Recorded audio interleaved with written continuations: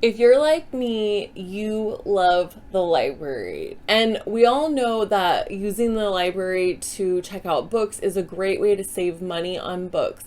But there are so many other resources at your fingertips if you have a library card. Welcome to Savvy Sense. I am Cassie, and here at Savvy Sense, we love to empower moms to become savvy savers. I'm so excited about this one, so let's jump right in. Guess what? I have a secret. You can check out books at the library. Of course I'm kidding, but I think we all know you can check out books at the library. And while that is such an amazing thing to be able to do with your library card, there are so many other things that you can do. So obviously the first thing is you can check out books, but there are also amazing digital resources at your fingertips. So let's jump into a few of those. The first digital resource are ebooks, and I love being able to access ebooks. It's so much easier because if I put a hold on an ebook, then they notify me through my email that it's ready.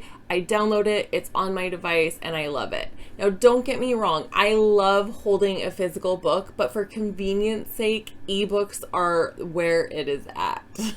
And the next digital resource are audiobooks. When I used to commute, I started a subscription where I would listen to audiobooks. And had I known that there were audiobooks through my local library, I would have loved that resource. So checking out audiobooks are a great way to help a commute not seem so bad, or just a fun way to enjoy your favorite book while maybe you're cleaning or doing laundry.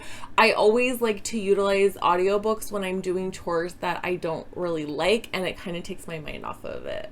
Through our local library, you can get access to newspapers online. Through our local library, we have access to the New York Times, the Wall Street Journal, and then a local newspaper that we have here. Believe it or not, you can also have access to magazines.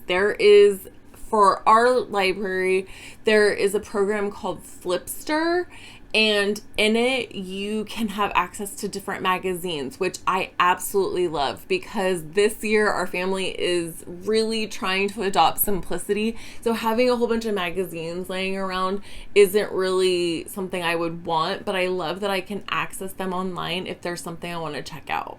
I just recently found out that you can check out movies online now through our local library. The program our local library uses is called Canopy. It might be different where you're at, but it's such an amazing tool that we can have so we can watch movies from the comfort of our homes. Another thing I just found out about is called Novelist. And basically you put in an author that you like or a book that you like, and you click search, and it'll bring up different books that they think you would like based on that book or that author. This is something that I've been using a lot recently because I'm always struggling to find new books when I'm trying to read, and so I love this program so much. There are also amazing research tools at your fingertips through your library. Ours is called Explora. It might be different in your area. Just check your library's website. There's also genealogy help, which I know that a ton of people are super into, and I know that those subscriptions can be expensive. So this is a great way to have access to those tools and not have to pay a whole bunch of money to access that. There's also learning and homework help. There are programs like Rosetta Stone or live tutoring options for you. So again, check out your library's website because I know it's different everywhere. And through doing research for this video, I also found this really cool program that our library system has for teachers. It's called Teaching Books. And you can go on it, and everybody has access to it, but so you go on it, you put in which grade level you have, and it will populate a whole bunch of curriculum and books to go along with the curriculum.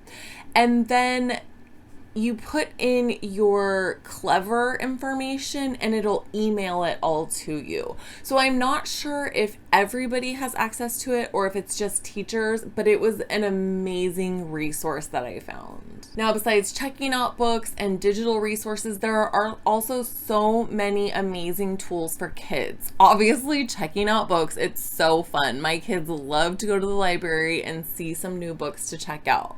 But there's also ABCmouse. You put in your library card information and you have access to ABCmouse. Even at home, it's such a great asset. I've told so many of my friends about it and they've all enjoyed being able to access this. There's also Canopy for Kids, which is basically kids movies. There are Tumble Books that kids are able to go on there and search for the book, and some of the books can even read to you or you can just read it yourself.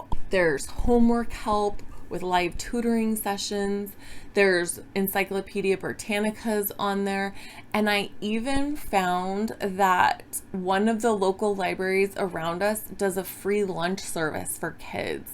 So I just urge you to go onto your library's website and check out all of the things that you have available to you with a library card. Now, this next thing is amazing. It's called Discover and Go. And I have been utilizing this for our family for about 5 years now. And I found out about it when we were living in a different area and we were new to that area and I didn't really know a lot. And one of the libraries that we went to had this little sign that said Discover and Go. And it was amazing. It's basically access to local museums and different places, zoos, using your library card so you get in at a discounted price. Typically it's like you get an adult admittance for free and like a kid admittance for free.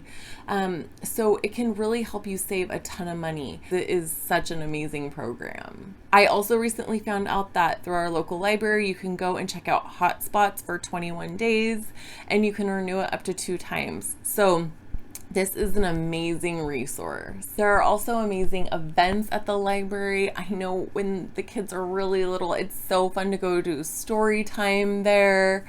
They also do grab and go activities that you can just pick up with your kids and go. They have scavenger hunts, they have reading competitions. It really is endless. So check your library's website. If you are a student or you're just studying for something, they have really amazing quiet study rooms at the library that are great to access. I know when I was in college, I used them quite a bit, and it's such a wonderful asset to have if you need a really quiet place. And my last tip is if you need, say you don't have a printer at home or you need to print something very quickly, they have free scanning and then printing for a small cost at the libraries. It's a great tool to use. So before you go buy your next book that you want to read or visit the museum you've been dying to see forever, check out your local library and see if you have access to some free tools through the library to save yourself some money. They are adding new tools all the time at the library, so you should check back often. I love the library so much and I'm such an advocate. It's just so much fun. I would love to hear from you in the comments. What do you use your library card for? I would love to learn from you. Don't forget to like and subscribe and be a part of our community here at Savvy Sense, and I will see you in the next video. I would love to learn from you. Do